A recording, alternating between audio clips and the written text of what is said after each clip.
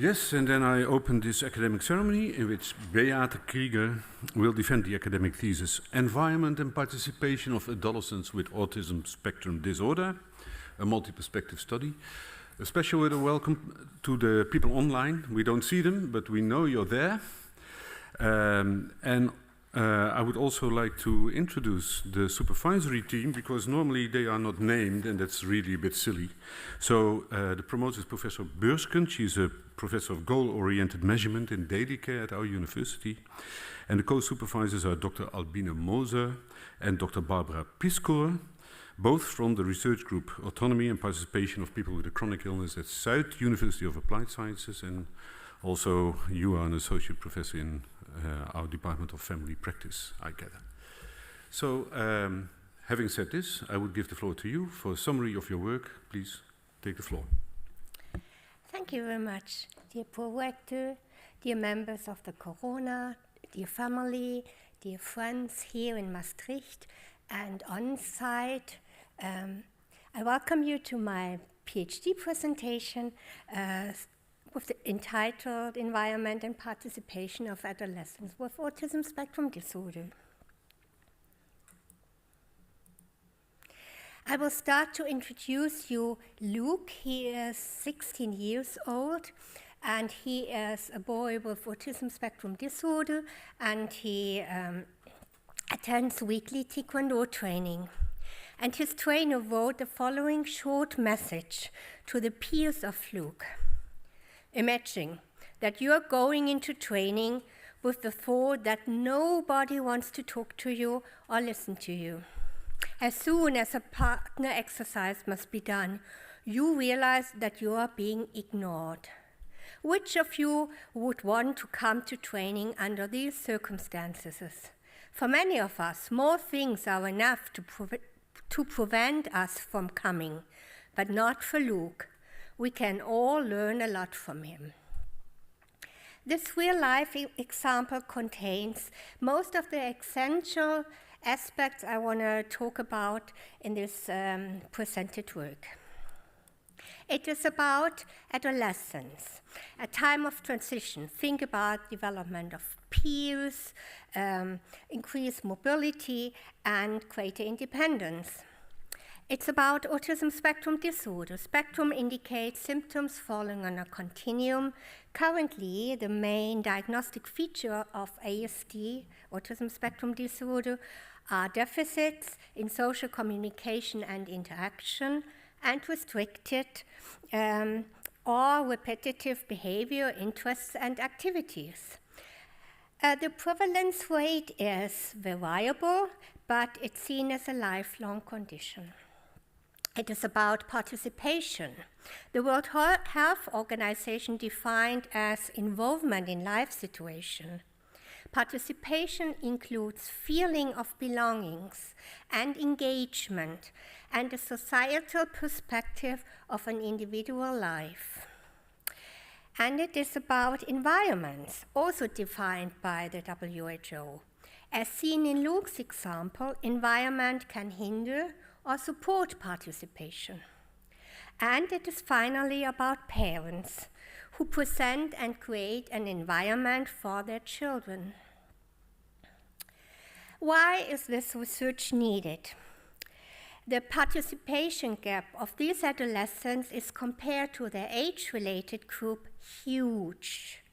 It encompasses nearly all fields of age-related participation areas.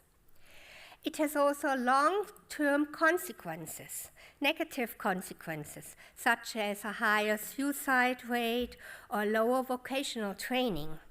This is for the youth themselves negative, but also for family, and also for parents, families, and also for the society. Next, there is only fragmented knowledge about the role of environment to the participation of these adolescents. In young children with ASD, experts judge that 39% of all participation is supported by the environment. Environments are changeable, so maybe environment is an important entrance point for intervention. And finally, next, as a hard-to-reach population, there is only few insights in what adolescents themselves perceive and how they experience participation in the environment.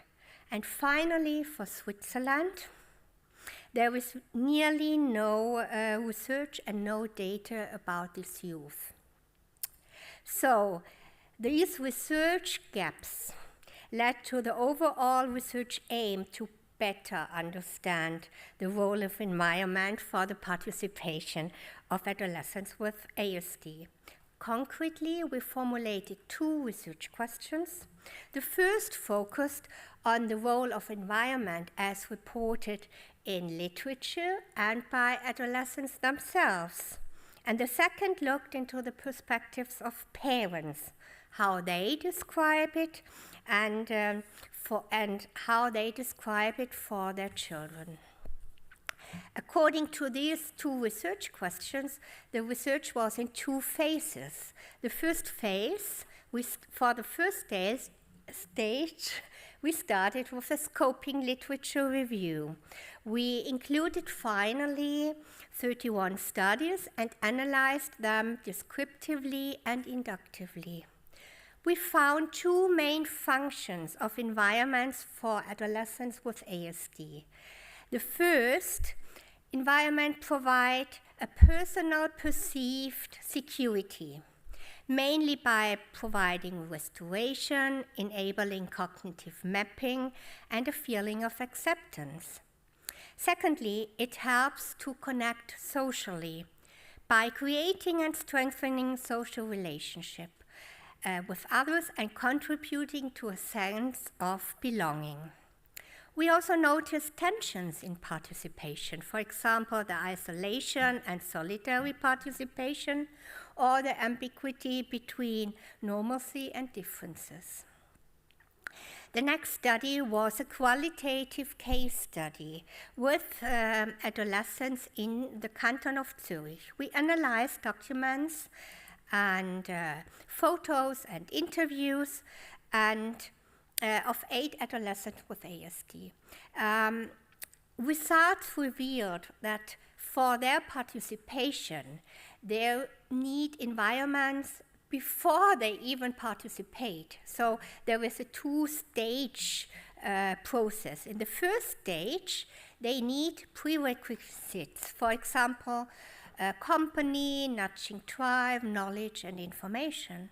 And in the second stage, when they are attending, they are not participating yet. They need encouragement that they participate actively and involve them, and for that they need to be approached, for example, and some other things. In the next part, and now I'm coming to the second part, which is the view of parents, we've performed 3 studies. To measure environment and participation, we chose the participation and environment measure, child and youth version, called PAMCY, because it was the only available assessment that assessed both these aspects together and in a combination. It was not available in German, and so we translated and culturally adapted it with experts from 3 German-speaking countries, the developers, and 3 rounds of think-aloud interviews with 15 parents. The PAMCY German is now translated and culturally adapted. It is available for everybody.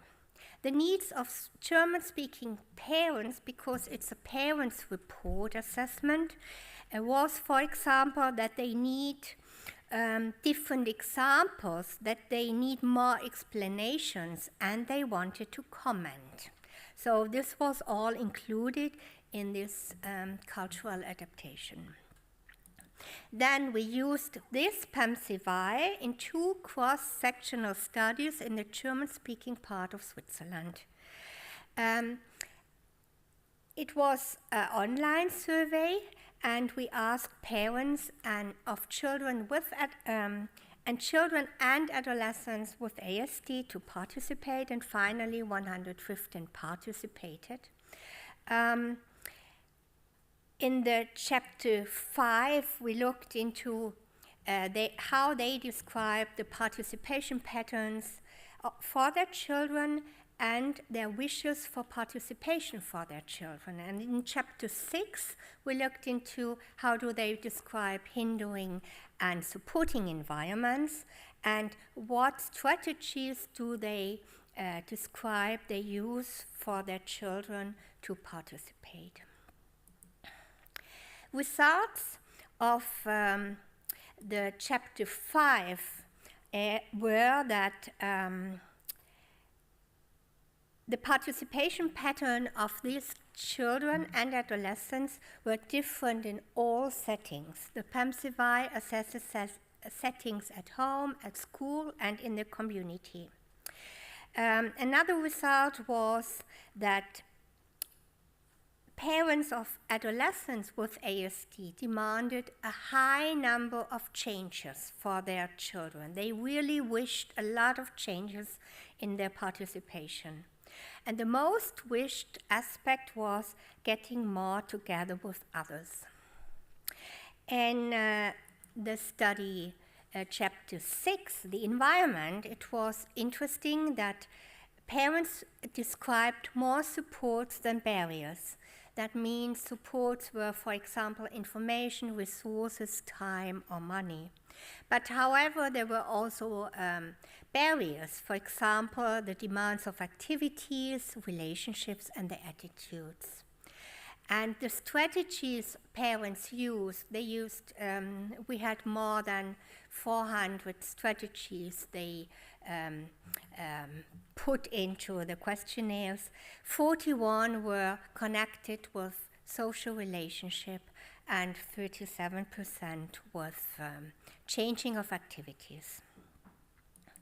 So, to discuss, I want to point to new things. Over all of these 5 studies, we found 7 important environments for these adolescents. And I shortly want to explain, although it looks a lot, these 7 environments and give examples from Luke, from the beginning. Parental and familial environments are the most relevant for these adolescents. They need the company of trusted persons. Luke went to Taekwondo because he was accompanied by his sister. Social environments, mostly peers and friends, are experienced by these adolescents to some extent at school, but at neighborhoods or community it's missing. They adolescents and their parents wish more friends. When Luke was asked what he expects from joining Taekwondo, he said he wishes to develop friendship. Informative environments play a role before and during their participation. Intensive, repetitive, role-focused information supports security and social understanding and ease. The precise rule of Taekwondo were very attractive for Luke. Attitudinal environments address the feeling of being accepted despite differences. The disqualification is often less outspoken, as in Luke's case.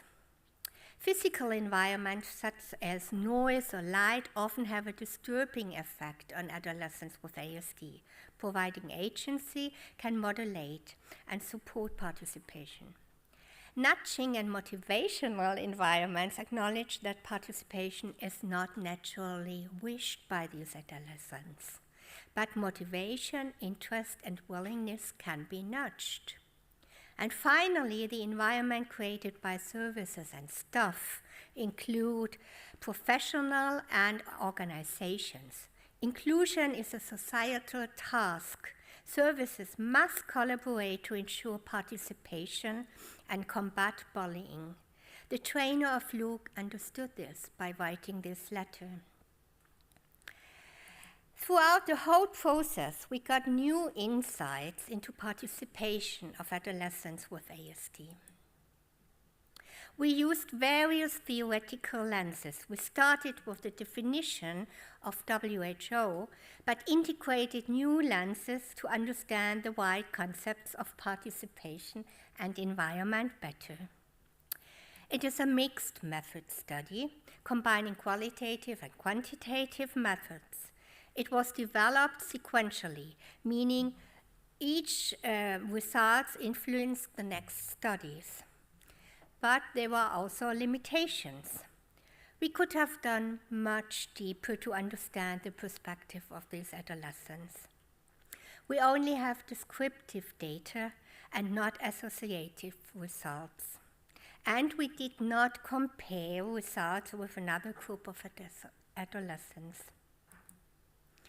The main role of environment is to feel secure and help adolescents with ASD to connect. There is an environmental responsibility to the participation of these adolescents. These are my conclusions. I thank you very much for your attention. I thank University of Maastricht that they took me, and I'm now looking for you estimated the question of the highly esteemed opponents. Thank you very much. Thank you, and indeed we will now proceed to the actual opposition. And the first question will be asked by the chair of your assessment committee, who's also the secretary of this degree committee, and that's Professor De Rijk. She's a professor of work and health in our own university. The floor is yours. Thank you. Dear candidates, congratulations for you and for your supervisors with your thesis that, from my perspective and from many of us, contributes very well to the body of theoretical knowledge on the concept of participation, social participation, and environment, as referred to in the ICF model. I think you made very interesting advances there. Moreover, I was intrigued by, well, presenting a new measurement for participation in German, and your very interesting research methods, also with the photography, for this target group that is more difficult to reach. And finally, you ended up with very interesting practical recommendations. I would like to talk with you about the theorizing environment and participation. Your thesis demonstrates also clearly the gaps in this theorizing. However, you focus on the social environment very much, I think, and we saw it also recently in the nice picture you made in your very nice presentation, and to some extent on the physical environment on buildings and rooms. I wondered whether more attention should have been given to the physical environment and nature or green environments more in particular. Because, well, I was inspired by your Swiss background, of course, but also there is much evidence on the psychological stress-reducing effects of such green or nature environments, and I see a link with your target group. Well, could you explain why you have chosen for your approach and what you think of including nature or a green environment as well? Yeah, thank you very much, highly esteemed opponent, for this appraisal you have had and for your question. I understood that you asked me about my reasoning for using this very wide two concepts of participation and environment, and that why I didn't went a bit deeper and narrower. So the question, at the beginning of starting the PhD, there was nearly no discussion in a scientific community about environment for this youth at all, and also not about participation in the broad sense of ICF. And we discussed should we focus on the social participation because this is for this youth special difficult. But we felt it's more important to also show where are the gaps and where are what is seen. For example, the independence is not at all researched, or sexuality or partnership or mobility. All these things are not researched and part of participation. So we wanted to make the scope at the beginning very wide. And in fact, also the same for environment. So it was a concept, but it was just ICF as a classification and nothing else. And what do you think? Well, you know a lot about this, but we have only a short discussion here. What do you think about including green environments? What do you think about this idea? Especially green environments. There were some adolescents, they showed also how important green environments was, and they also made photos of green environments that has a calming effect in hiking, in parks. They explained that they love to sit in parks. And especially the photos showed how this park should be. There should be a structure, there should be walls, and the ways should be clear. So this is a calming effect. Yeah, it has a calming effect. Well, I'm very satisfied with your answer, and I see a new research line on this. Yes. Well, we have to stop here, I think. We might continue later. Thank you very much for your answer. Maybe a very, very short comment. May I? Well, the prorector Actually, I will allow that. The Kaplans, I used one of their theoretical foundations, environmental psychologists. They went very much into how should a park be, that there is restorative. How should nature be? Yeah. Well, thank you. That was a beautiful addition, wasn't it? I now turn to another member of the assessment committee, Professor Graaf. She is a professor of occupational therapy at Radboud University in Nijmegen. Yes, thank you, Rector. Dear candidate, first of all, I would congratulate you and your supervisors with this wonderful thesis, which is based on sound mixed methods research, which I like very much, and on a lot of theoretical frameworks, as my former opponent also said, and I agree with that. It offers deeper insights in the perspectives of adolescents with autism spectrum disorders and their parents, and on what is known in literature on the role of the environment on the participation of adolescents with ASD. However, I also have some questions to you, and I would raise this to you now. In your thesis, participation is defined according to the WHO definition as involvement in a life situation. And you described that participation is everywhere an individual environment transaction occurred. In your research, you find that there are two main components important in the participation of adolescents with ASD, which are involvement and attendance. And my questions to you now is about chapter 1 and 3. What range of levels of involvement with the social environment is relevant for participation or social participation of adolescents with ASD? So what is the spectrum from low to high involvement with the environment that you think is relevant for people with ASD? Highly esteemed opponent, thank you very much for your appraisal. And you asked me about the question, what extent of participation is important for this youth?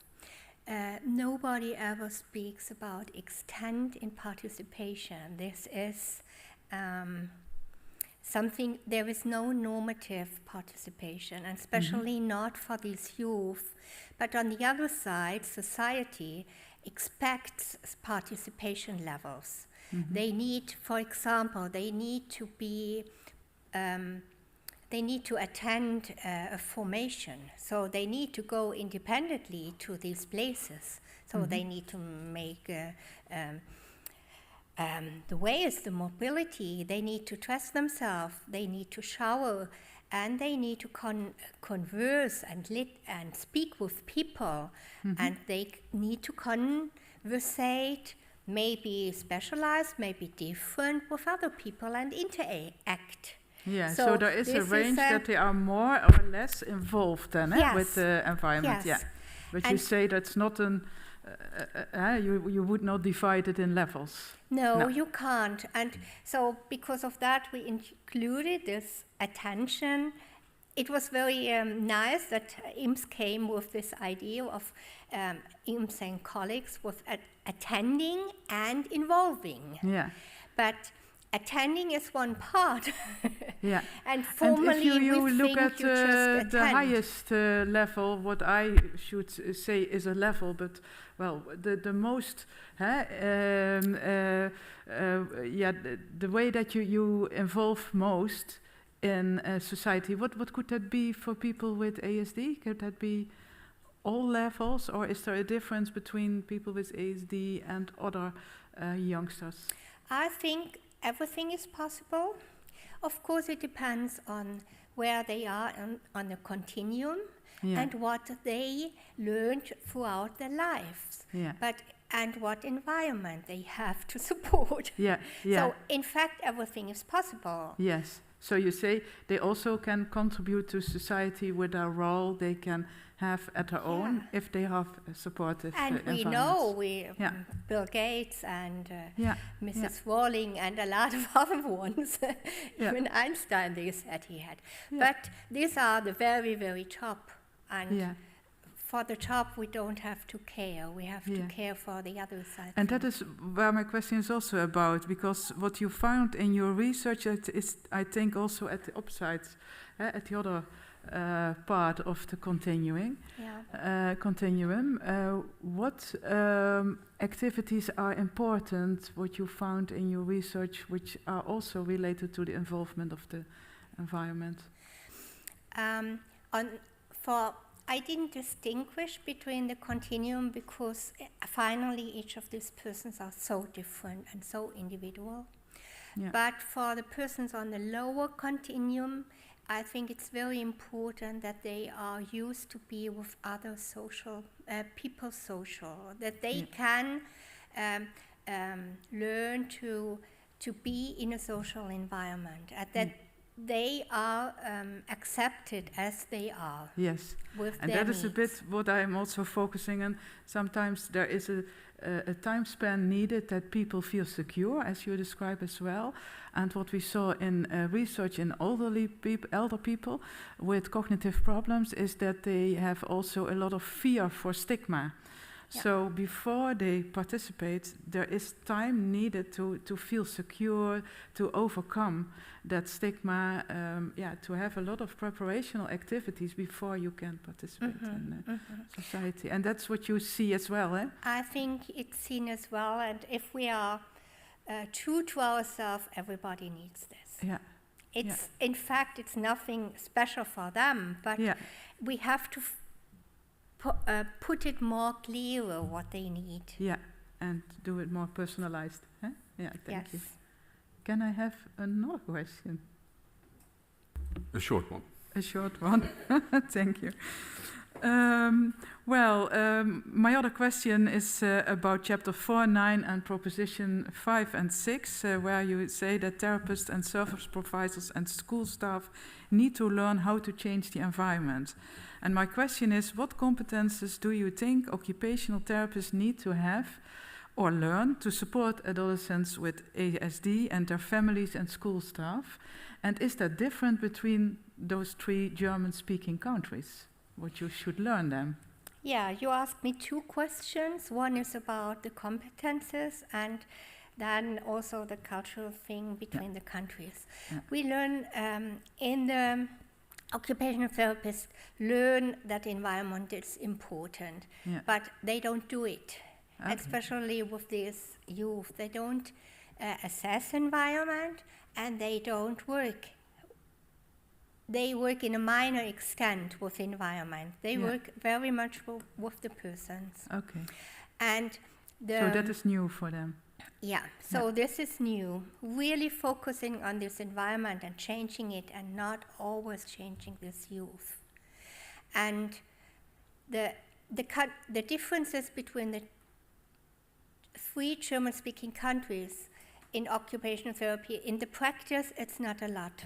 In the education, there are differences. Okay, thank you. But practical, unfortunately, not. Yeah, well, nice to have this answer. Thank you. I'm and satisfied. it's a nice short answer as well, which I appreciate, of course. Thank you. Thank you. Now, we have one online participant in this opposition, and that is Professor Gerber Grote. He is the Dean of Life Sciences, but also a Professor of Health Economics and Health Services Research at the Zurich University of Applied Sciences, and that is why he is online, I think. So the floor is yours. Thank you, dear candidates. Thanks for a thesis on a really not well-studied problem, youth, adolescents with autism spectrum disorder, and also on views and perceptions of their parents, how they are integrated and how they participate in society and how they experience environment either as hindering or as supportive. I wondered while reading your thesis and your several papers in your thesis about one question, and interestingly enough, even you raised it at the end of your presentation when you said you didn't study how adolescents in general or with other diseases or impairments do perceive integration, participation, and also maybe barriers and support to their participation. So this is my big question. What do you think? How could you compare adolescents with autism spectrum disorder to maybe other adolescents with also impairments like other mental illnesses, or with chronic diseases like diabetes mellitus, or even with youth maybe from the LGBTIQ spectrum who might encounter similar problems when they want to participate, because you said they are often ignored. And we know this from all these other groups as well. So where would you see the specificities for children and adolescents with ASD compared to all those other groups? And if you didn't do research on that, how would you do research on that to see where there are differences and where there are similarities? Thank you, highly esteemed opponent, for your appraisal of my work in general. You asked in your question, you asked me about why I didn't involve other conditions and why I didn't compare it, and what would I expect if I would have done, and what is special in autism spectrum disorder. So is it right, this understanding? So to say the first question why I didn't do that was to say the truth, it was too overwhelming I would have loved to do this, but it was not in the resources of myself nor in this part of the PhD study. And it did not answer my research questions. I knew that they are different, and there is a lot of research pointing the differences. But I was more important into I found more important the qualities. And so you're right, there are hindrances and barriers for a lot of adolescents. Specifically for adolescents with autism spectrum disorder, it's this very, very strong need for security and information and knowledge. It's higher, and they need this repetition, they need this information and knowledge we found in every study, and I think this is much more. And the next, what's also very typical for them, they are not motivated to participate automatically. They need to be nudged Nudged means they kind of forced to participate. I think in a lot of other fields, children have a more natural sense to participate socially. But in adolescence or in persons with autism spectrum disorder, they love it, but they also don't know how to do it. And in adolescence, they have already learned that they can't do it, and so they don't want to do it anymore. So it has to be nudged. I think these are the two things that's special for this. The physical environment, the social environments, the attitudes, these are for all other disabilities and all other conditions the same. Thank you. May I have a short follow-up question, or would that be too time-consuming, Mr. Prorector? No, I give you some minutes. Yeah. Okay, thank you. So maybe kind of following up on that, dear candidate, if you had to construct an intervention to increase or to strengthen integration and participation, how would you assure that your intervention would not only guarantee internal validity for a certain group, like those adolescents from the canton of Zurich, but also external validity, because this is what we need in health research. We need external validity so we can transfer interventions to other settings, contexts. Maybe you can elaborate on that a bit, dear candidate. Thank you. Yes, you asked me about interventions, possible interventions, dreaming forward, and how I could guarantee the internal and the external validity. I have very strong ideas about how this intervention should be done, but unfortunately I could not go deeper in it. I would love to do it. For internal validity, I think it would be very important to bring stakeholders in and elaborate with them the interventions. And for external validity, I think that would also be important to look with other persons that have no idea about autism spectrum disorder, how this youth would change. And so kind of, for example, job counselors or teachers or persons who don't know them, and approach them and see and estimate then how they would work.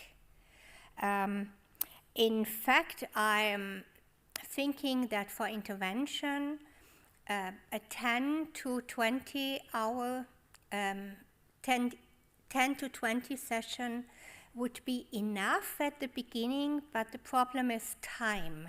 These adolescents need more time. So it's not, it has to spread over a year or something like that to do interventions in the environment. Thank you, dear candidate. And I will pass on. Thank you, Mr. Prorek. Yes, thank you. And I will turn to another member of the assessment committee, Dr. van Hartingsfeld. She's a lecturer in occupational therapy and specifically in participation and environment, very relevant here, I think. Okay, thank you. Dear candidates, first I would like to congratulate you with your very interesting thesis. It was a pleasure to read it, and I would like to add the compliments you have already received for your thesis with highly relevant research for adolescents with ASD. Congratulations on that, and of course, congratulations to your promoters and co-promoters.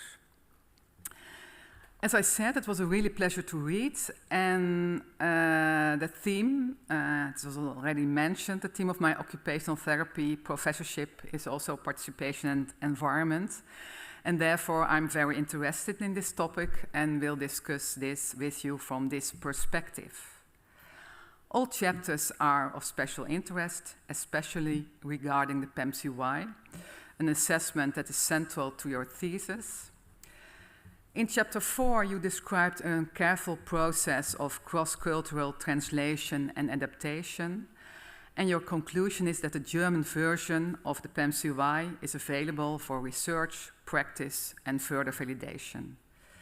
In my opinion, this process begins with examining validation in your country before the PAMCY is used in practice and research. What is the reason that you choose this order and skipped the further validation of the PAMCY in your thesis? Thank you very much, esteemed opponent, for this question, and also your appraisal and your pleasure. You asked me why we didn't do a validation of the PAMCY, because scientifically it would have been right to do first the validation and then to use it. But this was not part of my PhD. It was also not part of my interest. I am very interested in having a validated assessment. I was also not the most content with the PAMCY. There are problems with this assessment as well. But there is nothing else available, and in Switzerland we do not have any data of this youth. So I took the missing part of the validation to finally collect a few data for this population so we can go further. There is nothing for this youth. I know, yeah. And because of that... That was your motivation. Okay, thank you. When you look to the PAMCY, it's a questionnaire that is completed by the parents. And this is also a disadvantage of this instrument in participation, and you're writing a lot on that from the professional point of view of occupational therapy. Especially the subjective experience is so important. And therefore, the opinion and experience of the young people themselves should also be studied. Of course, adolescents could do this themselves. And that's my question, that's bringing to my question, why didn't you choose for a more adolescent-oriented design with assessing the occupational participation experience of young people with ASD? And what's your opinion on this? You asked me you asked me about thank you. You asked me about the perspective, and of course each assessment chooses a personal perspective, and this is the PAMCY chooses the perspective of parents, and why I didn't do this for adolescents themselves. It is in fact also a huge criticism of the PAMCY that adolescents, because the PAMCY is till the age of 17, and this is a criticism you read in a lot, and most validation studies, they are only for younger children and not adolescents with the PAMCY, because in normal adolescence, parents don't know the life of these adolescents. But in this case, autism spectrum is different. Parents know it because parents are the most connected persons to them, and they know it. They could fill in everything. There was only one field parents said they can't answer, and then the weight dropped down. This was how many friends, online friends, does your boy or your girl have? All others were quite high. But of course, the next development of participation and environment assessments must be also self-assessments. Finally, it's a mixture between outside and subjective assessments that has to come together, but we do not have too many assessments. So the answer is, for these adolescents, it was okay because parents are the most connected. And this is so different to other adolescents. They go out, and parents, they don't want to contact with parents. And this is different with this population. Okay, thank you for your answer. I can imagine, and happily you did also an research on adolescents themselves, and your case study with 6 male young people. It was a very small group, 6 people, and when you do qualitative research, saturation of data is an important factor. I couldn't find anything about that in your chapter on the qualitative case study. Has saturation occurred, and can you provide maybe more information on this? But only limited information, please. Limited, Just small answer. Very short. I didn't wrote about saturation because I don't think it's saturated. It was a case study, and you do not want to have, like in grounded theory, a saturation. And I also think 6 is a lot. It's not a lot. We also had 2 dropouts, and but it is a qualitative study, and so the quality of the data is more important than the number. Okay, thank you for your answer. And thank you for your contribution. I should have mentioned that you are from the University of Applied Sciences in Amsterdam, of course, because you traveled a long way, and we appreciate that.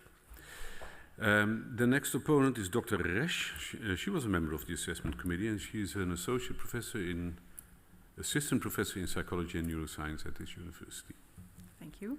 Dear candidate, also from me, my compliments for your thesis. I found it very interesting to read, and I was very impressed by the different methods that you used. The qualitative research really spiked my interest to see more insight into these qualitative aspects of the own perception of the parents and the adolescents with ASD. Also for your promotion committee, my compliments for this nice work. I would like to ask you something about your ideas about the interventions. So I was glad to hear you say that you have very strong ideas about that. Yeah. You write in your thesis about this family of participation-related constructs that was developed by Professor Ims in Australia and her colleagues. And the 2 constructs of participation that they mention are attendance and involvement. So could you describe shortly how you would set up an intervention that would target both of these aspects? Or do you think that that's not even necessary, that it would be enough to target only attention or attendance or only involvement? Highly esteemed opponent, thank you very much for this question. You asked me about intervention and which phases I would do when I would do an intervention based on this PhD defense. I would do both attending and involvement, because these youth, they do not attend. So this is really all 5 aspects we found would be needed. So company is needed, nudging drive is needed, nice vibes, and physical environment is also needed. So these 5 things should be addressed before attending, and of course we have to find then together with the youth and their parents, where do they want to attend, what is necessary to attend, and how to provide these 5 aspects. And then they can attend. But, and they need to have company to attend. And this has to be organized. So we need people that accompany them. Maybe parents, but parents are overwhelmed. So it's also needed for other people that provide company. And the next is how to involve them. And there should also be emphasis on that, how to involve them, how to help them, how to teach them, how to involve themselves. And this for every participation area. So beforehand you say you think or you estimate that this intervention could begin with 10 to 20 hours. So how would you develop that? Would you then work 10 to 20 hours with the adolescent, or would you ask a parent or another companion to take the adolescent somewhere for 20 hours? Yes, 20 hours, not a lot. In Switzerland, we get 9 hours for intervention. Then we have to ask again. So we I think we should start with an assessment, finding out what's important, who are the trusted persons, then find out what can they do. So it's a collaborative work, and who can accompany, and how is the places, where do they want to, and then maybe the therapist go one time, and then a friend, and they have to be briefed, and then evaluation, these kind of activities. And because you now say, what would they want to do, where would they want to go, but that's not going to stay the same. That's not going to be the same when they're 17 as when they are 15 or when they are 12. Yeah. So what do you recommend then? Will they need forever company to go to the sport that they pick, to go to the hobby that they pick, or are there other interventions that you can give so they can also at some point maybe do that a little bit more independently? They need the company for new activities, to attending mainly new activities. When they feel secure, when they feel socially connected, the company is not anymore needed. It's mainly for new things.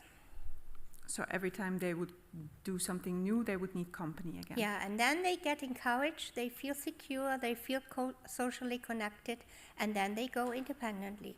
Mm-hmm. They have a huge world to do things independently because they are not so social. They want to do it alone. Yeah. Do I have time for one more short question? Very short, yeah. Yeah, very short. So you say they need somebody to accompany them, and that will be enough, more or less. So how would you study that then? What kind of, just very quickly, how would you examine whether that intervention that you set up, just sending somebody with them, giving them a companion, whether that is effective? This is interesting and challenging. I have not thought about that, but I think it has to be assessed.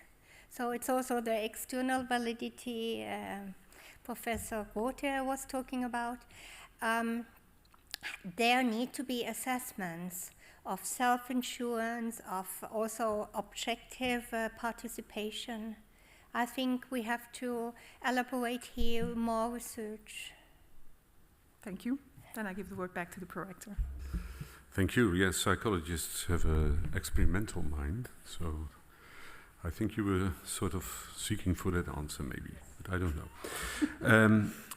Probably the final opponent is Professor van Amersfoort. She's a professor of transitional psychiatry in our university. Thank you. Dear candidate, I also wish to congratulate you with this very important work, and I extend my congratulations to your supervisors. And I'm very pleased to see that patients' and parents' perspectives are taken so seriously. And I'm sure this field is where the future needs to go. I'm a clinical psychiatrist myself, but I see it from a medical psychiatric perspective, the diagnosis and treatment and medication. So your work is really crucial and a necessary addition to our field. And yeah, but of course I also want to discuss still a few things in the short time given to me. And since we know that autism is has a gender bias in terms of diagnosis and treatment towards male, I'm wondering what happened to the gender differences or in your results. Because in chapter 3, unfortunately, the two ladies couldn't join, which already makes me worry that something is going on there. And you still have 20% of female, the parents at least, in chapter 5 and 6. So that should give you some idea about differences in between male and females. For example, in the Netherlands, we have a female autism network. It's a real timely ongoing issue now to pay more attention to women with autism, because they've been forgotten for so long. So I would like to hear your view on that. Highly esteemed opponent, thank you for your question and your appraisals. You asked me about the gender question, the gender bias, either in my work and also how I see it in general in this field of autism. You're right, there is a huge gender bias. It's going at the beginning, it's everywhere, it's in the diagnostic, it is acknowledging these girls. And in all countries in the world now we have the adult woman that's going to be diagnosed with ASD. At least in Switzerland, the diagnostic capacities for women are completely overwhelmed.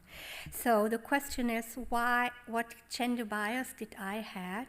I didn't have this gender lens on my at the beginning, but when I noticed the difficulties in finding participants, and I was so happy that I had these two very independent women that were participating, but they did not have a parental help.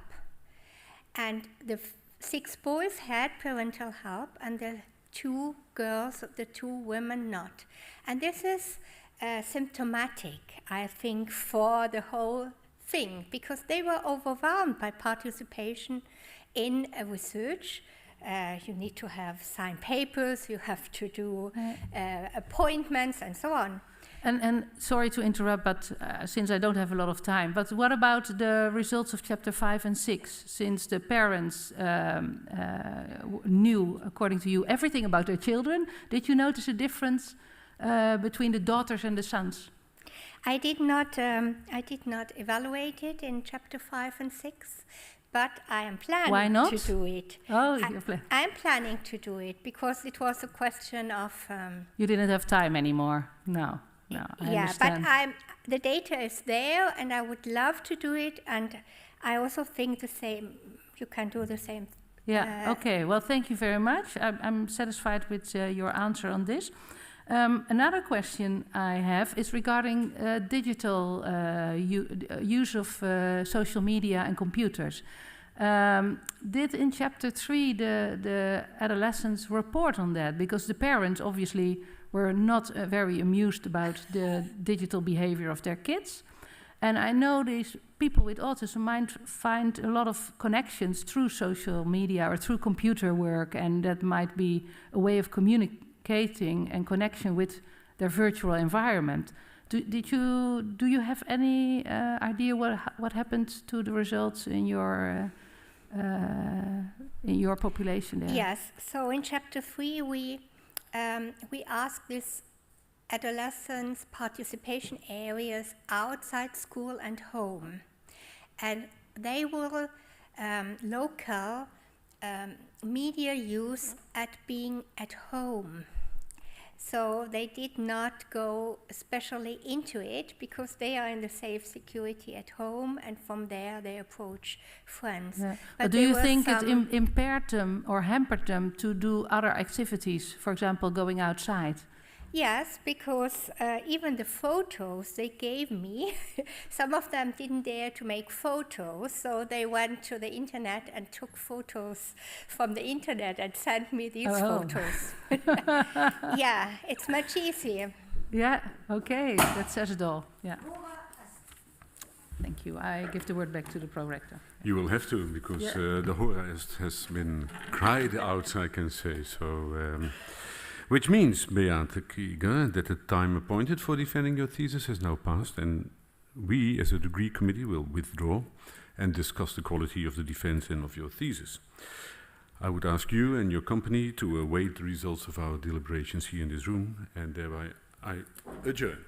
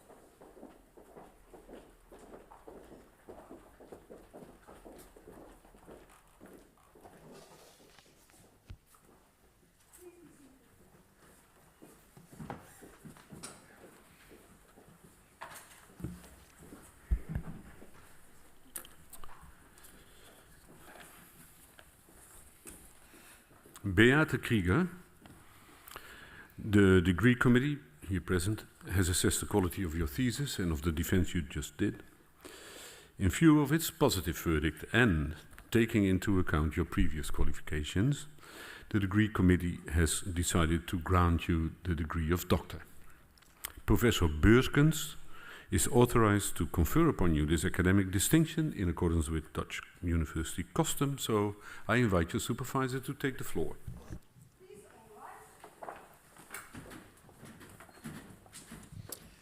Do you promise to work in accordance with the principles of scientific integrity at all times, to be careful and honest, transparent, independent and responsible? I promise.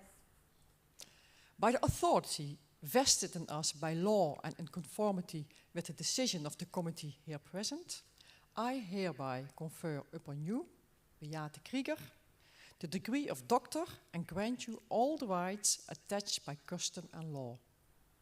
As evidence of this, I now present you with the degree certificate signed by the rector, the secretary and the other members of the committee, and affixed with the official seal of the university.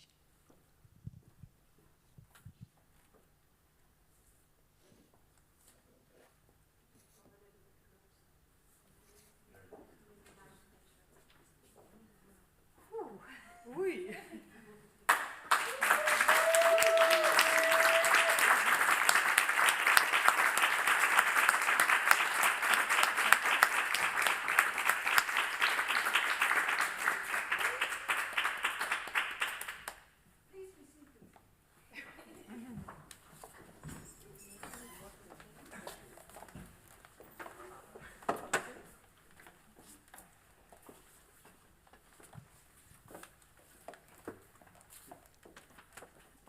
Dear Dr. Krieger, dear Beate, it's an honor and a great pleasure to be the first to congratulate you. What an achievement and what a journey. First, a bit of history, especially maybe for the public and online. You may remember that this all started on 26th of February 2013, when I received an email from Professor Sylvia Roger from Australia, an international scholar who has dedicated her life work to the practice and research of autism. She had, and her colleague, Jenny Ziviani, they saw a great potential in your passion for OT and your work with people with autism. When we met, I thought immediately, such a sweet person, and what an energy. I was impressed in the amount of effort you wanted and you put it in reaching this goal. In 2014, the first preparation started with Sandra, Albine, and me. And here we are, 8 years later. So much has happened in those years, personally, professionally, and societally. I know Sandra and Albine will say nice things about you. But to open this, I want to say that you are a fantastic mother, a fantastic daughter who always thinks of others first, a passionate colleague who believes that occupational therapy gives meaning to life, a power woman who is able to take care of everything in her surroundings. Everything needs to be controlled and perfect. But Beate, she can also be a bit stubborn sometimes. If we thought publishing in an occupational therapy journal might be a good idea, Beate said, yes, it might be, but I prefer +1 journal. I want everybody to read my scoping review. You put so much effort in promoting your knowledge on several occasions in Switzerland, internationally, followed with recognition from adolescents and parents for all your efforts. We just returned from a World Congress of Occupational Therapy in Paris, and it was such a pleasure to see your shining while sharing your work. We are very proud of you, Dr. Beate. Congratulations.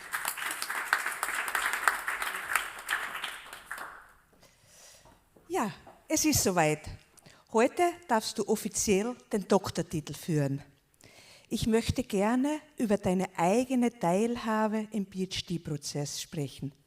E-Mails waren dein liebstes Partizipationsmedium. Ich habe fast alle aufgehoben. Wie es sich gehört für einen qualitativen Forscher, all is data.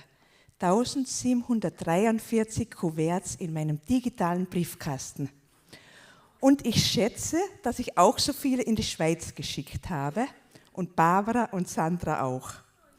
Das Kernthema hast du selbst vorgegeben, den ganzen Forschungsprozess und die Feldarbeit selbstbestimmt in die Hand genommen. 7 Umwelten und Umfelder haben deine Teilhabe aktiviert, das elterliche und das Familienumfeld. Du hast immer auf die Unterstützung deiner Familie rechnen können. Es war auch schön, dass deine Tochter Maika, jetzt in der ersten Reihe, ab und zu mitgereist ist nach Hirlen. Und heute ist auch ein besonderer Tag, weil dein Bruder aus Madagaskar hier ist, aber nur weiß ich nicht, wer es ist. Ah.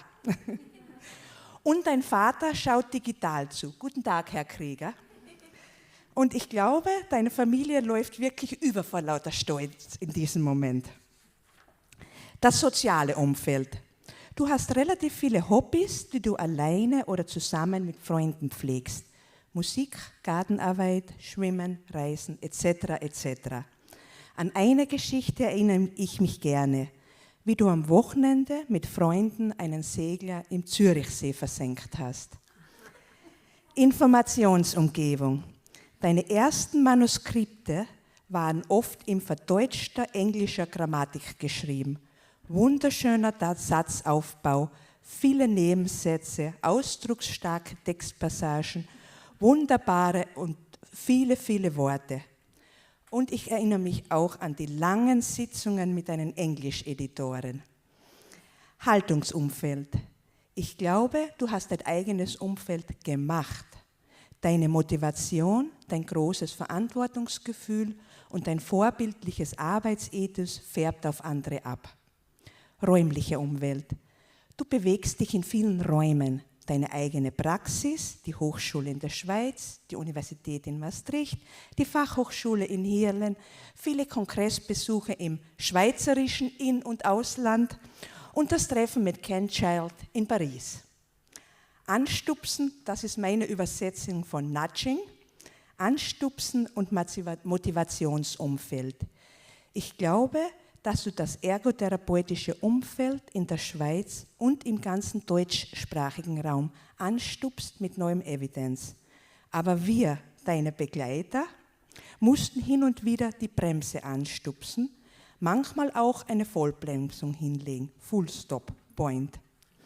Wenn dein eigener Ehrgeiz nicht vereinbar war mit bestimmten methodologischen Betrachtungen oder Designs und Analysen einfach nicht ausgeführt werden konnten.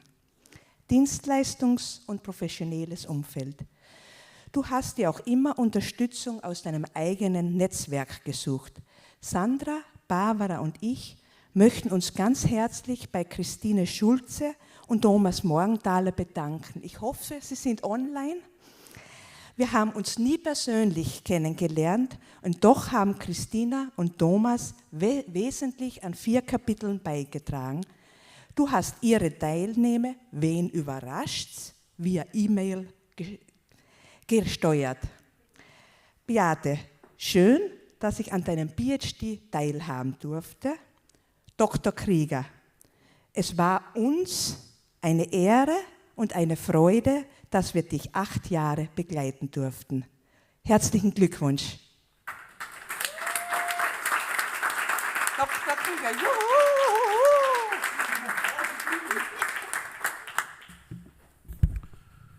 Back to English, I'm afraid. Dear Dr. Krieger, also on behalf of the Board of Deans and the academic community here in Maastricht, I would like to congratulate you with the honor. I also congratulate family, friends. I think maybe you worked also, you were one of the persons just mentioned. It was talked about, yeah. Yeah, I thought so, because I saw you, you know, the smile came to your face. But anyway, so you contributed, thank you very much for that. But the congratulations, of course, are especially for you and to the Zurich University of Applied Sciences. Now, you're not a 26-year-old PhD student, so I learned that you did this when not having any research hours, but just, you know, other kinds of activities and work and companies and blah, blah. So that is even, you know, more of an accomplishment, I think. Of course, then you're also more experienced in many things, and I think you showed this also today in the defense, because you were quite composed, and the presentation was quite clear, actually. I also looked at your CV. Impressive for a PhD student, at least, because, you know, mostly they have 3 publications or so, and here there are 3 pages of publications already, and some coming up still. So I hope you will pursue the academic endeavor that you started on. I would like, after all the congratulations, to thank the opponents, especially those who came from afar or not so afar, or even online. That is very close, actually, although you were the farthest away. But Amsterdam and Nijmegen, of course, is also traveling. So thank you for coming here. It's always good to have people from abroad, from other universities coming here. And I would like to thank all the persons in the audience, both here and online, for their, well, presence, although we couldn't see that. Now I'm about to close the ceremony, but I first tell you, the people in the audience here, that we will do some photo moments. So you are ushered out, and you can go to the reception area. We will stay here, also give opportunity for congratulations to the online participant, and then you will see us coming, and then, of course, I am the first to congratulate the young doctor, but then after a while, it's your turn. And thereby I close this ceremony.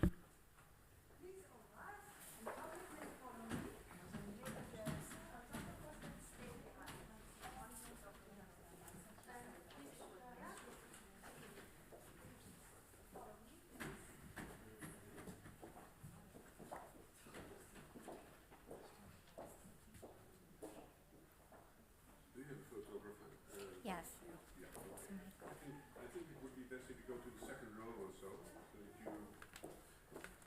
And then will I organize or will you organize? Because I think you should be in the front. Ja, moet je eerst zijn feliciteren? Nee,